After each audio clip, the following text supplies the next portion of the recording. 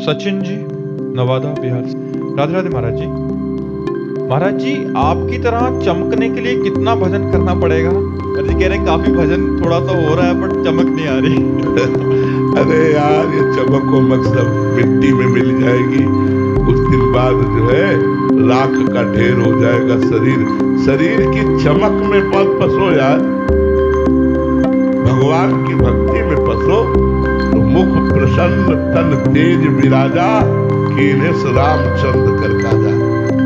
भगवान के निरंतर सेवा में, उनकी शरण में, उनके चरणों के आश्रय में है, इसलिए दुर्गति है फिर भी हमें आनंद है, फिर भी हमारा मन प्रसन्न है। दोनों किडनी फेल है, डायलिसिस होता है। अब भला उसमें तेज क्या रहेगा और शरीर क्या आनंद में रहेगा, लेकिन हम आनंद में रहते हैं ऐसी परिस्थिति में भी, क्योंकि हम प्रियाजू की शरण में है। इसमें हमारा भजन बल नहीं, इसमें हमारे शरणागत स्वीकार करने वाले आचार्य गुरुदेव और इष्ट का प्रताप है। हरिवंश प्रताप ही जानत है, हरिवंश प्रबोध प्रमाणत है, हरिवंश सर्वस्व है तिनके, सुख संपत्ति दंपत्ति जो जिनके। ये हरिवंश प्रताप है भैया।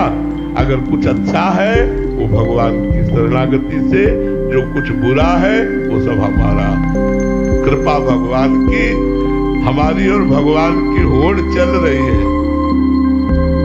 हम बिगाड़ने में प्रवीण है और भगवान बनाने में प्रवीण है। हम बिगाड़ बिगाड़ के जीत गए और वो बना बना के हार गए। हमारी उनकी होड़ चल रही है। ये भैया, इसमें जब तब काम नहीं करता, इसमें शरणागति काम करती है। हम शरणागत है, हमें न मरने का भय है, न इसकी पीड़ा है, न कोई परेशानी है। और सब परेशानी है लेकिन भगवान की शरण में तो लगता है जितना समय सदुपयोग हो जाए, सबके मंगल के लिए हो जाए, वही हमारे जीवन की सार्थकता है। तो भैया, नाम जप करो, भगवान की शरण में रहो और बाहरी तेज की चक्कर में न पड़ो, ये शरीर नष्ट हो जाएगा। आंतरिक तेज की तरह, बाहर से कछु दिखत नाही, अंदर चमके नूर। आपो त्याग जगत में बैठे, नहीं किसी से काम, उनमें तो कछु अंतर नहीं, संत का हो चाहे राम। अंदर के तेज की बात करो, बाहर तो ये चमड़ा का चिकनाहट है, ये आज है कल नहीं रहेगी। कल गोरा था आज सांवला हो गया, कल काला हो जाएगा, परसों भी राख बन जाएगा, इसका कोई भरोसा नहीं है। महाराज जी, आपको भीषण कष्ट होता रहता है, तो महाराज जी उस समय आपकी आंतरिक स्थिति क्या होती है? क्योंकि आए दिन महाराज जी कभी ऐसे होती जैसे आग वहां लगी, बैठे हम आए हैं और जहां बैठे वहां एसी रूम में आग जहां लगी वो दूर है, ऐसी स्थिति रहती है। अब इससे ज्यादा आप क्या बता सकते हैं? आग का ताप नहीं आ रहा महाराज? नहीं, महसूस होता है कि आग लगी है, दिखाई देता है आग लगी है, पर आग की पीड़ा नहीं है, जलन नहीं है। तभी हम आनंदित है। श्री जी ने एक कमरा अंदर दे दिया है कि अगर इस रूम में बने रहोगे तो त्रिभुवन का कोई भी ताप तुम्हें स्पर्श नहीं कर पाएगा। तो हम उसी रूम में रहते हैं। वो रूम है श्री राधा जुग चरण निवास।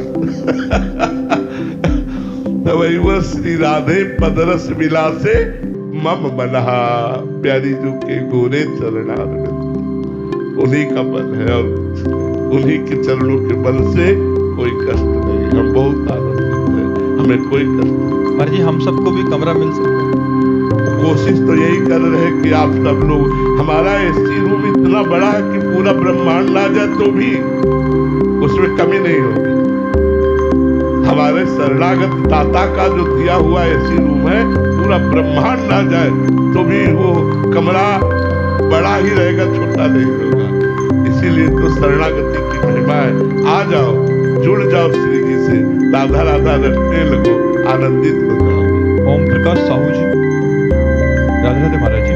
महाराज जी, हम भक्ति के किस चरण पर हैं, इसका हमें कैसे पता चलेगा? सत्संग, ये भक्तों के चरित्र सुनो और भक्तों का संग करो तो तुम्हें पता चल जाएगा तुम किस कोट के भक्त हो। क्योंकि भक्तों के जब चरित्र सुनोगे तो उसमें भक्तों के लक्षण है, और भक्तों का जब संग करोगे तो उनकी दिनचर्या देखोगे तो आपको खुद पता चल जाएगा आप किस कोट के भक्त हैं। भक्तों का संग ही हमारे हृदय में भक्ति का अनुभव कराता है, भक्ति को बढ़ाता है। और भगवान से मिला देता है। भक्ति स्वतंत्र सकल सुख खानी और बिनु सत्संग न पावे प्राणी। बिना साधु संग के इस प्रेम लक्षणा भक्ति का प्रादुर्भाव नहीं होता। भी आपने सुना तो साधु संग से ही आपको पता चलेगा कि आपके हृदय में भक्ति किस कोटि की है। गोविंद सिंह जी कन्नौज से। राधे राधे महाराज जी। महाराज जी अपने आंतरिक स्वरूप को कैसे पहचाने? पहले बाह्य स्वरूप का विस्मरण करो तब आंतरिक स्वरूप का स्मरण होगा। बाह्य स्वरूप का विस्मरण करने के लिए शास्त्रों का स्वाध्याय करो, गुरु की शरण में हो और संतों के द्वारा बताए हुए, गुरुदेव के द्वारा बताए हुए साधन में आठों पैर रहो। संसार चिंतन शून्य होना ही अपने स्वरूप का बोध होना है। संसार का चिंतन छोड़ो। देखो कितना संसार का चिंतन करते हो, रात दिन संसार का चिंतन करते हो, भगवान का चिंतन कितना करते हो। जितना संसार का चिंतन छोड़ोगे, ये शरीर स्थूल सूक्ष्म कारण तीनों संसार ही है। जब स्थूल सूक्ष्म कारण तीनों शरीरों का विस्मरण हो जाए और एकमात्र भगवान का स्मरण हो तो आपको अपने स्वरूप का बोध हो जाएगा। क्योंकि सच्चे स्वरूप का बोध तो भगवान के कराने से होता है। सोई जानई जेहि देहु जनाई और जानत तुम्हें हो जाए। वही अपने स्वरूप को जान पाता है जिसे भगवान जना देते हैं, और जो जान जाता है वो भगवत स्वरूप हो जाता है। या इतनी आराधना करो कि भगवान प्रकट हो जाए तो मम दर्शन फल परम अनूपा जीव पाव निज सहज स्वरूपा। भगवान का दर्शन होते ही अपने स्वरूप का बोध हो जाता है। तो दो में एक बात करो, या तो ज्ञानी सदगुरुदेव की शरण होकर वेदांत दर्शन के द्वारा तीनों शरीरों का राग का नाश करके अपने स्वरूप में स्थित हो जाओ, या किसी महाभागवत की शरण होकर भगवान की भक्ति करके भगवान का साक्षात्कार करके अपने स्वरूप का बोध प्राप्त करो। सात्विकी जी बंगाल से। राधे राधे महाराज जी। महाराज जी विरक्ति का मार्ग मुझे अच्छा लगता है। विभिन्न महापुरुषों का जीवन, उनका त्याग मुझे प्रेरित करता है। मेरा मन बहुत चंचल है, अस्थिर है, क्रोध भी आता है, इसलिए स्थिर नहीं रह सकता। महाराज जी आप मार्गदर्शन करें कि मेरा अगला मार्ग मैं क्या। यदि नाम जप करें तो बहुत जल्दी लाभ प्राप्त हो जाएगा। क्योंकि सबसे बढ़िया बात आप में है कि महापुरुषों के चरित्र आपको अच्छे लगते हैं। जिसको महापुरुषों में गुण दर्शन और प्रियता, ये दो बात प्राप्त हो जाए, उसके लिए कुछ दुर्लभ नहीं है। संत महापुरुषों में गुण दर्शन और प्रियता। प्रायः लोग संतों में दोष दर्शन और प्रियता नहीं कर पाने वाली बात आती है। अपने मन की प्रियता को संतों पे आरोपित करना उसे प्रियता नहीं करते। उनके मन की प्रियता को अपने मन में धारण करना प्रियता कहते हैं। मैं आपके अधीन हूँ, आप स्वतंत्र हो, आप जैसी आज्ञा करेंगे मैं वैसे चलूंगा, ये परम गति का कारण बनता है। तो पहली बात तो आप में बहुत अच्छी बात है कि आपको संत महापुरुषों के प्रति प्रियता है, उनके चरित्र सुनने अच्छे लगते हैं। अब अगर एक बात डाल लो, निरंतर नाम जपने का अभ्यास, तो मन की चंचलता नष्ट हो जाएगी और भगवान में प्रेम हो जाएगा। नाम जप के बिना हमारा अनुभव है मन शांत नहीं हो सकता और भगवत प्रेम प्रकट नहीं हो सकता, क्योंकि प्रेम का मूल नाम है। प्रेम मूल यह नाम है। नाम जितना आप अधिक जपोगे उतना ही मन की अशांति नष्ट होती चली जाएगी। पर ध्यान रखना, जब तक पाप है तब तक नाम जप करने में मन जलेगा, और जब निष्पाप मन हो जाएगा तो नाम जप करने में आनंद की अनुभूति होगी। इसलिए भगवान के भक्तों के चरित्र सुनना, भगवान के भक्तों का संग करना और भगवान का नाम जप करना, इसी से आपका मंगल हो जाएगा, इसी से आपका मार्ग प्रशस्त हो जाएगा। अवनीश कुमार जी हरदोई से। राधे राधे महाराज जी। प्रभु जी सेवक वाणी का पाठ कर रहे हैं, एक उसमें पंक्ति आती है महाराज जी, उसका भावार्थ समझना चाहते हैं कि सेवक शरण सदा रहे, अनत नहीं विश्राम, कै वाणी हरिवंश की, कै हरिवंश ही नाम। महाराज जी हरिवंश नाम या श्री हरिवंश नाम या राधा वल्लभ श्री हरिवंश नाम या राधा नाम या शरणागति मंदिर, महाराज जी इसमें हरिवंश नाम में सब कुछ विराजमान है। हा में हरि, रा में राधा, वा में वृंदावन, सा में सहचरी। हरिवंश, यदि हम निज मंत्र जप रहे हैं तो हम हरिवंश नाम जप रहे हैं। यदि शरणागत मंत्र जप रहे हैं तो हम हरिवंश नाम जप कर रहे हैं। यदि राधा वल्लभ नाम जप कर रहे हैं तो हरिवंश नाम जप कर रहे हैं, और हरिवंश नाम जप कर रहे हैं तो हरिवंश नाम जप तो कर ही रहे। ये सब हरिवंश नाम है। सेवक शरण सदा रहे, अनंत नहीं विश्राम, कै बानी हरिवंश की। तो निज मंत्र हरिवंश के द्वारा ही दिया हुआ है, शरणागत मंत्र हरिवंश के द्वारा ही दिया हुआ है, चतुरासी जी हरिवंश के द्वारा ही, श्रीमद राधा सुधा निधि हरिवंश के द्वारा ही, श्री यमुनाष्टक हरिवंश महाप्रभु के द्वारा ही दी। तो या तो हमारे चतुरासी जी चल रही है, निज मंत्र चल रहा है, शरणागत मंत्र चल रहा है, या राधा वल्लभ जी हरिवंश नाम चल रहा है। हम हरिवंश नाम बिसरे न छिन, एक क्षण के लिए भी हम नाम मंत्र से अलग नहीं होंगे, तभी शरणागत माना जाएगा। सेवक शरण सदा रहा है, सदैव हर समय आश्रित रहे आचार्य गुरुदेव के। या तो नाम मंत्र चल रहा है या चतुरासी जी चल रही है, एक क्षण के लिए भी कभी खाली न रहे। तब सुख हरिवंश गुण नाम रसना रटत, और बहुवचन अति दुखदानी। हानि हरिवंश के नाम अंतर पड़े, लाभ हरिवंश उच्चरत बानी। तभी सुख है जब हमारी जबान, हमारी रसना चतुरासी जी का गायन करे, नाम कीर्तन करे, नाम जप करे। यदि नाम छूट गया तो बहुत बड़ी हानि हो गई, यदि नाम चल रहा है तो बहुत बड़ा लाभ मिल गया। हानि हरिवंश के नाम अंतर परे, लाभ हरिवंश उच्चरत बानी।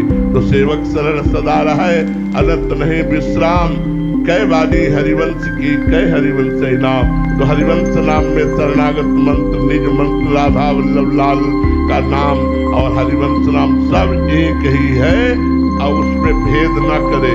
भेद दो ही कहे ना, अनन्यता, भेद नहीं कहना। हरिवंश महाप्रभु आदेश करते राधा वल्लभ लाल को हृदय ध्यान मुक्त नाम, सेवक जी आदेश करते हरिवंश नाम बिसरे न छिन। तो जब हम पवित्र होते हैं तब निज मंत्र जपते हैं या शरणागत मंत्र जपते हैं, नहीं तो हर समय हम राधा वल्लभ श्री हरिवंश, राधा वल्लभ श्री हरिवंश जपते हैं, चतुरासी जी का गायन करते हैं। यही हमारी शरणागति की स्थिति है। मनुष्य जीवन का जो परम लाभ है वह है भगवत प्राप्ति। मन का निरंतर भगवत चिंतन में डूबना ही भगवत प्राप्ति है।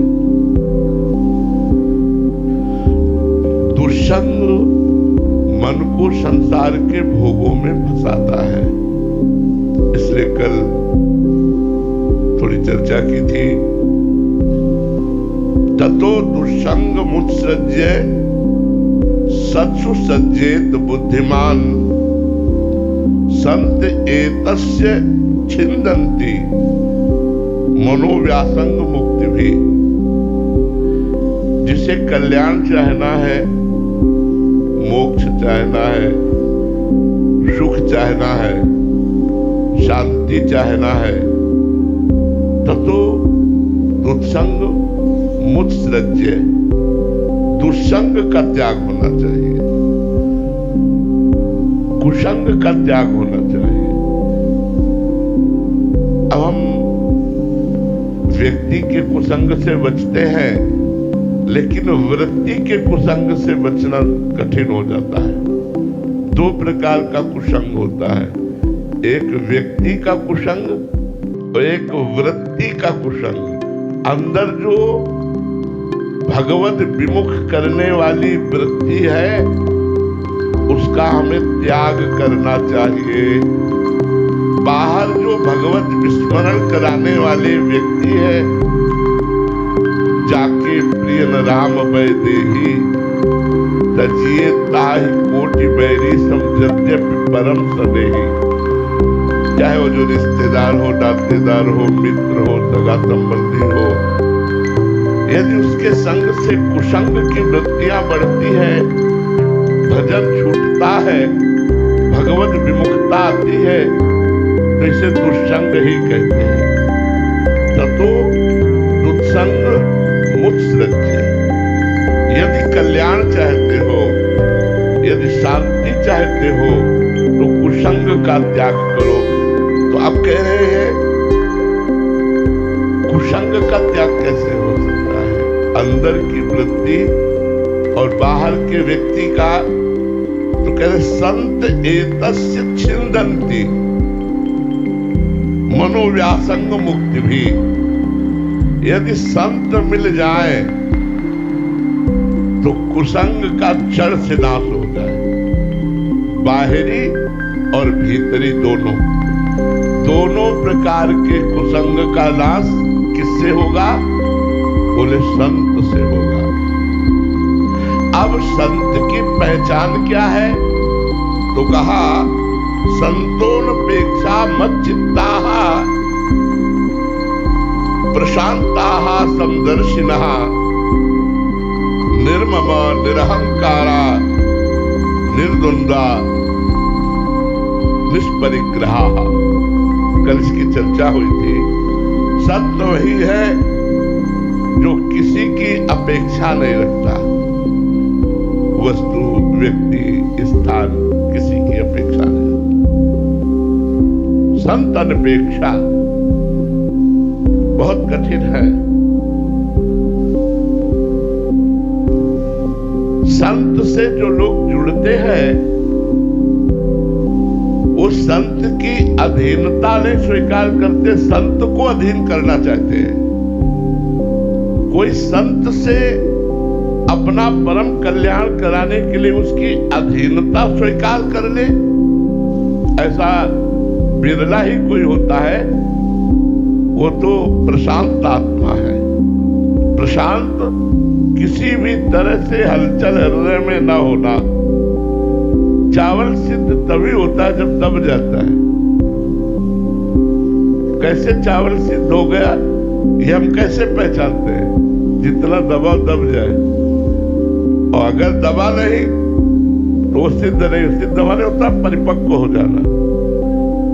हम महाप्रसाद को तभी सिद्ध मानते हैं जब जितना दबाव उतना दब जाता है। ऐसे संत जितना दबाव उतना दब जाए, प्रशांत आत्मा। लेकिन संत को यदि दबाया तो जो अनंत महिमाशाली भगवान है वो तुमको दंड जरूर देंगे। एक नाव में बहुत लोग बैठे हुए थे, तो अपने गुरुदेव के साथ एक शिष्य भी बैठे थे। उस समय संगीन चाकू वाली गाड़ी के लिए लेकर के सरकारी कर्मचारी चलते थे। देखा होगा चाकू लगी हुई नीचे, राइफल, ऐसे राइफल में चाकू लगी हुई। तो उसमें चढ़े, जगह कम थी। अब संत को संत भगवान मानने वाला तो कोई सात्विक प्रवृत्ति वाला होता है। संत को ये भगवान के पार्षद है, इन्होंने भगवान के लिए सर्वस्व त्याग किया है, ऐसा तो कोई बिरला ही मानता है। तो उन्होंने बूट की ठोकर मारी शिष्य को, ऐसे वो और दब गए। फिर भी जगह कम थी, फिर लात मारी, और न गुरु बोले न शिष्य बोले, और दब गए। वो दबे, पैर पूरा उसके ऊपर जूते का रखे हुए। अब वो अभिमानी रजोगुणी जीव, वो क्या जाने कि हम कितना बड़ा भयंकर अपराध कर रहे हैं। चुप रहा। नाव गई किनारे, तो बड़ी नाव और भरी नाव होने के कारण एकदम किनारे नहीं लगती। 2-4 हाथ पानी बना रहता है। पतला पानी जहां होता है, जहां गहरा होता है, वहां तक तो नाव जाती है।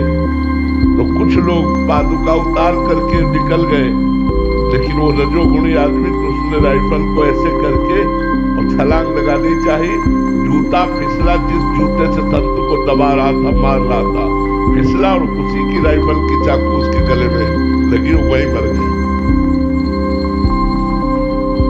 अगर संत का अपराध तो साधु अवज्ञा तुरंत भवानी, कर कल्याण अखिल के हानि। साधु की शरण उनको सुख देने के लिए हुआ जाता है, उनकी अधीनता स्वीकार करने के लिए हुआ जाता है, उनको अधीन बनाने के लिए नहीं कि हम जैसा कहें तैसा आप करें। वचनम करिष्ये तव में, आप जो बोलेंगे वो मैं करूंगा।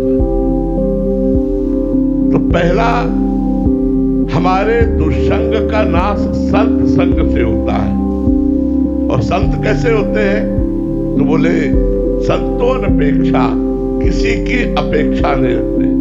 दूसरा लक्षण मत चित्ता, उनका हर समय चित्त भगवान में लगा होता है। मत चित्ता मदगत प्राणा बोधयंता परस्परम कथयन्ति च माम नित्यम तुष्यन्ति च रमन्ति च, वो निरंतर भगवान के चिंतन में लगे रहते हैं।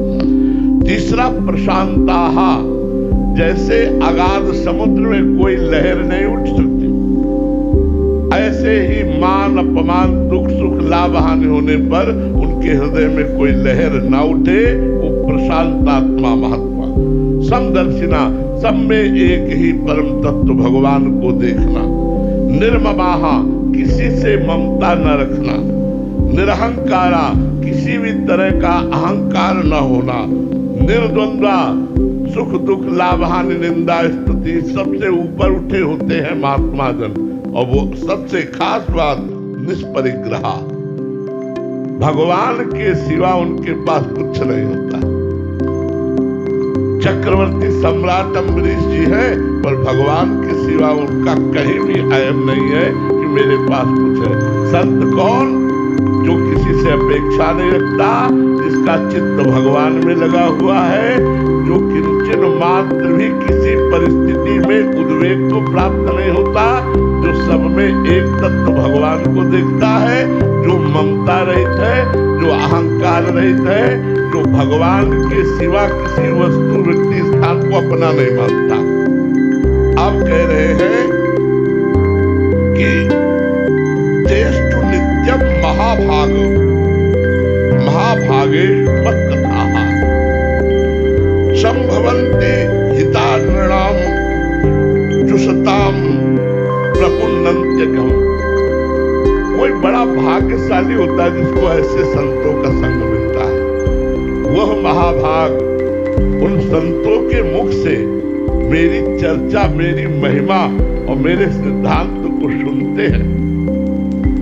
क्योंकि संतों का स्वभाव होता है, वो जहां बैठेंगे भगवान की चर्चा करेंगे, और प्रपंचियों का स्वभाव होता है जहां बैठेंगे प्रपंच संसार की चर्चा करेंगे।